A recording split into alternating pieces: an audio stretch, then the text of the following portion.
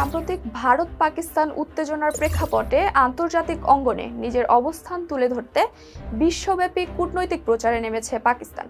সোমবার এক বিবৃতিতে দেশটির পররাষ্ট্র মন্ত্রণালয় জানায়, দুটি উচ্চ পর্যায়ের সরকারি প্রতিনিধি দল গঠিত হয়েছে, যারা বিশ্বের প্রধান রাজধানীগুলোতে ধারাবাহিক বৈঠক করবে। প্রথম দলটি ইতোমধ্যেই জাতিসংঘে পরামর্শের জন্য নিউ ইয়র্কে পৌঁছেছে।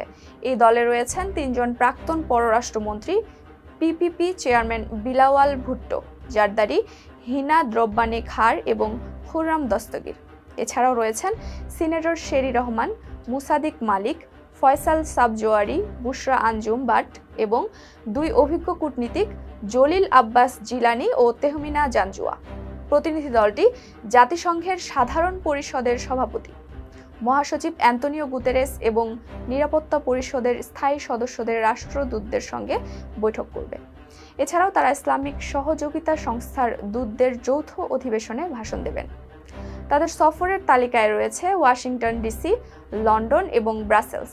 সফর শুরু হবে 3 জুন, যেখানে তারা মার্কিন পররাষ্ট্রমন্ত্রী মার্কো রুবিও, প্রশাসনিক কর্মকর্তা, আইন প্রণেতা, থিঙ্ক ট্যাঙ্ক বিশ্লেষক এবং শীর্ষস্থানীয় মিডিয়া সংস্থার সঙ্গে আলোচনা করবেন। অন্যদিকে প্রধানমন্ত্রীর বিশেষ সহকারী সৈয়দ তারেক ফাতিমির নেতৃত্বে আরেকটি প্রতিনিধি দল 2 থেকে 4 জুন মস্কো সফর করবে। সেখানে তিনি রুশ ঊর্ধ্বতন কর্মকর্তাদের সঙ্গে বৈঠক করবেন এবং মিডিয়া ও থিঙ্ক ট্যাঙ্কগুলোর সঙ্গে মতবিনিময় করবেন। পররাষ্ট্র মন্ত্রণালয়ের মতে এই সফরগুলোর মূল উদ্দেশ্য ভারতের সাম্প্রতিক আগ্রাসন ও যুদ্ধবাজ নীতির বিরুদ্ধে পাকিস্তানের শান্তিপূর্ণ ও দায়িত্বশীল অবস্থান তুলে ধরা। বিবৃতিতে বলা হয়েছে, প্রতিনিধি দলগুলো আন্তর্জাতিক আইন লঙ্ঘন করে ভারতের বেপরোয়া কর্মকাণ্ডের পরিপ্রেক্ষিতে পাকিস্তানের সংযত অবস্থান এবং শান্তিপূর্ণ সমাধানের প্রতিশ্রুতি তুলে ধরবে। তারা আরও জোর দেবে যে আঞ্চলিক শান্তি বজায় রাখতে আন্তর্জাতিক সম্প্রদায়ের একটি সক্রিয় ভূমিকা দরকার, বিশেষ করে সিন্ধু জল চুক্তির কার্যকারিতা পুনরায় নিশ্চিত করার ক্ষেত্রে। সিনেটর শেরি রহমান আলাদাভাবে এক বিবৃতিতে বলেন, এই সফর কেবল ছবির সুযোগ নয়, বরং একটি কৌশলগত মিশন।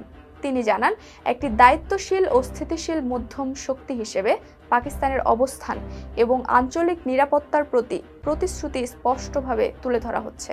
তিনি ভারতের সন্ত্রাসবাদের মিথ্যা অভিযোগ এবং চলচ্চিত্রের স্ক্রিপ্ট সদৃশ আখ্যানকে প্রত্যাখ্যান করে বলেন, এই প্রবণতাকে আদর্শ হতে দেওয়া যাবে না। বিলাওয়াল ভুট্টো ইতোমধ্যেই জল, কাশ্মীর এবং যুদ্ধ শান্তি ইস্যুতে আন্তর্জাতিক আইন অনুযায়ী পাকিস্তানের অবস্থান উপস্থাপন করেছেন বলেও জানান তিনি।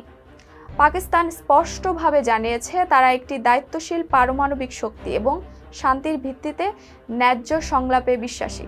বিশ্ব সম্প্রদায়ের সামনে এই বার্তা পৌঁছে দিতেই পাকিস্তানের এই কূটনৈতিক তৎপরতা। ছিলাম নুসরাত জাহান জেরিন। ফেস দ্য পিপলের সাথে থাকার জন্য ধন্যবাদ।